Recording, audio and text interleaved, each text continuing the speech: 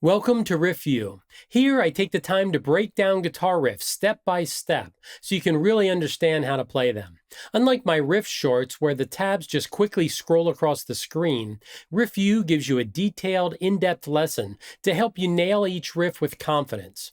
Let's dive in. In this lesson, I will be showing you how to play the guitar riff for Dokken's Unchain the Night. George Lynch is one of my favorite guitar players of all time. The album Under Lock and Key came out in 1985, and Unchain the Night was the first song on the album. This is my favorite Dokken album. I spent way too much time in the 80s listening to this album. If you're not familiar with it, treat yourself and give it a listen. Now let's get in close and learn how to play this riff. So to play this guitar riff for Unchain the Night, the first thing we need to do is we need to tune down a half step. So that means every single string has to go down a half step. So it's E flat, A flat, D flat, G flat, B flat, and then on your high E flat again. So if you don't know how to do that, just look up on YouTube, just look up how to tune down a half step and someone will walk you right through it. All right, so now that we're tuned down a half step, this is at 126 beats per minute. If that matters to anybody. In case you want to record, that helps. That's why, you can see in the guitar tab, the 126, that makes it quicker and easier to do a recording and kind of get the right tempo. All right, so in measure number 1, we are starting off with an E5 power chord. And I should say before we get started that I would consider this a beginner to late beginner riff. So if you're kind of new to guitar and you want to play a little rock, especially 80s rock, I think this is a great one to get started with because it's almost all 8th notes. In the 4th measure, there is a couple 16th notes, but I'm going to talk about that when we get to it. All right, so in measure number 1, we're starting off with an E5 power chord. That means you're playing an E and then a 5th above it, which is a B. So that is an E5 power chord. On the downbeat of 1, we're going to play that. And then the and of 1, we're going to go 1 and 2. We're going to do 2 open palm muted E's. To do that, you have to lay your palm literally on the string. And you have to figure out for where you want to lay your palm. Typically, it needs to be right around here, kind of right past these saddles. Because if I have it back too far, it's not really muting anything. If I move it up too far, it kind of deadens the note, and we don't want that. We want to hear the E, and we want it to be a nice solid sound. Almost like a hollow sound. It's palm muted is what it is. All right, so we're going to go 1 and 2 and 3 and 4 and on the downbeat of 4 there, we're going to play 7 and 7. On the 4th and the 5th string. So to repeat that, we're going to go 1 and 2 and 3 and 4 and I'm going to play it faster, more up to speed. That's what it sounds like. My advice is practice it slow. There is no need at all to try to practice it up to speed if you can't do it up to speed. So take your time and practice it slow and then speed it up. So if I play it a little faster, you want to get used to tapping your foot. I'm a massive, heavy foot tapper, almost to a fault. I can't stop tapping my foot. And I would either use that or a metronome. But I'm always keeping track of where the beat is because I need those hits to come right in on the downbeat. So we're going 1 and 2 and 3 and 4 and... And then in the second measure, we're going to go, and we're going 1 and, they're palm muted, 1 and 2 and 3 and 4 and, I probably, let me play it and see when I want to see if I slide from 7 to 5. I'm not sliding, I'm playing from 7 to 5. It's so fast, it's going to feel like a slide, whether you slide or not. So I don't think it really matters too much. If you record yourself and the slide bothers you, if it doesn't sound enough like the song, then don't do the slide. So for the second measure, we're going...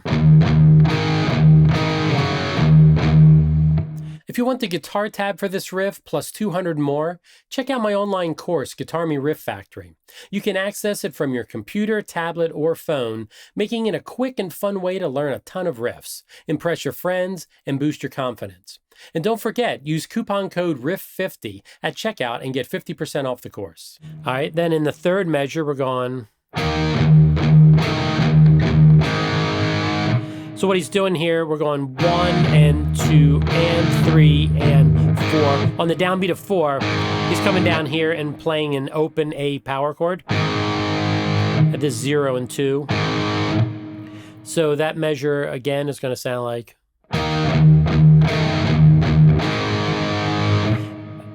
And the trick is getting down there in time to play that open 2 or that open A power chord. That's why you have two open muted E's, so you have time to get down there. So as I'm playing those opens, I'm getting my hand down here and getting it set up for that open A power chord. So that measure goes. Then that's going to ring into measure number 4. That's because it's coming in on measure number 3 on the 4th beat. And then it's going to ring for a quarter note going into measure 4. And then you're going to go 1 and 2 and 3 and... So this is the trickiest part of the riff because you're going to be asked to do some scratches on beat number 4. What I do with that is I do it as I'm moving my hand up. And what I'm doing is as I'm moving my hand up, I'm doing 2 quick down and up on, because that beat number 4 goes 4 and 4 and I do that as I'm setting up going into measure number 5. So to play that measure number 4, we're holding the A, then we're going to go.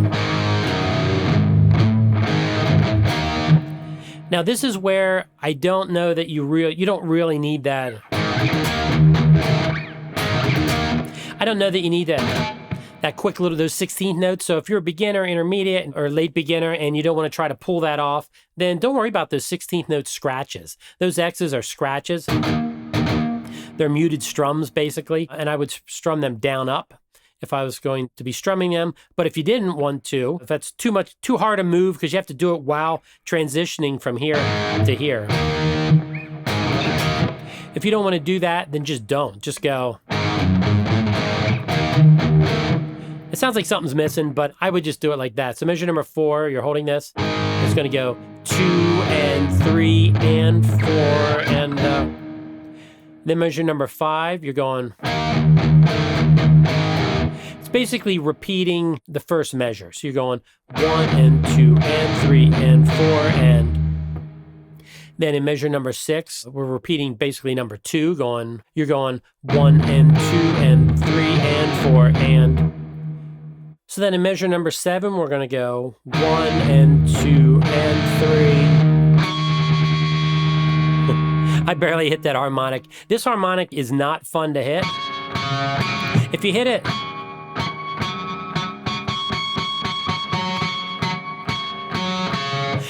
just right, it sounds really cool, but it's very hard to hit. Yesterday, I watched a couple YouTube videos of George Lynch playing this song. I wanted to make sure that he was playing it here and not up here. I thought maybe he might be playing it down here, but he is not. He is playing it where I'm showing you how to play it. In every single video, he doesn't even attempt to hit that harmonic. It's very finicky, so, you know, yeah, I would give it a try. Basically what an artificial harmonic is, I'm lightly touching the string right on the 3rd string, 3rd fret. You have to pick it hard and then get away from it so it rings. So sometimes I'll just I'll try to hit the 3rd string. It sounds weird, but you could hit the 2nd and 3rd string.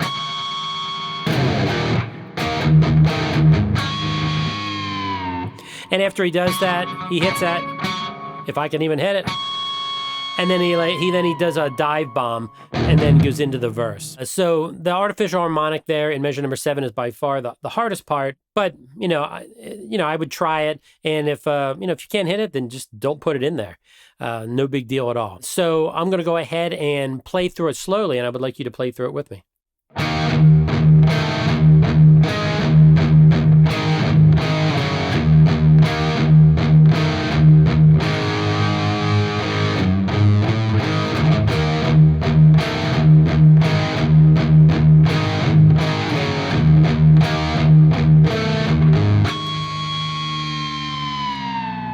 I think the way I've been playing measure number 7 is on beat number 3, I've been putting in those open palm mutes. To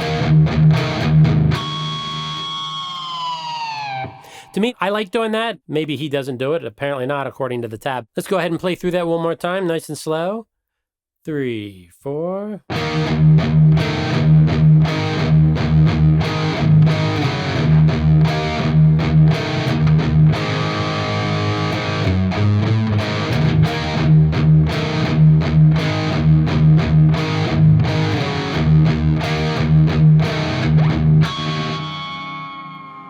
That was one weak harmonic. All right, so that's how you play this riff. I hope you enjoyed it. And if you don't listen to a lot of Dokken, check them out. They have some pretty great albums, killer guitar riffs. George Lynch is just a fantastic guitar player, so make sure you check him out. And that is how you play the guitar riff for Unchain the Night. Thanks so much for watching. I hope you enjoyed this lesson and had fun learning the riff. If you did, don't forget to hit that subscribe button and tap that notification bell so that you never miss a new lesson. And let me know in the comments what riff you'd like to learn next. I'd love to hear from you. See you in the next video, and keep riffing.